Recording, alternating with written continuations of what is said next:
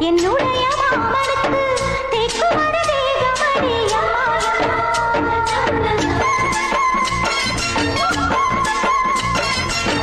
மாமன் பெற்ற பெண்ணுனக்கு மையெழுதும் கண் எதுக்கு என்னை வந்து கொல்லுதடி அம்மா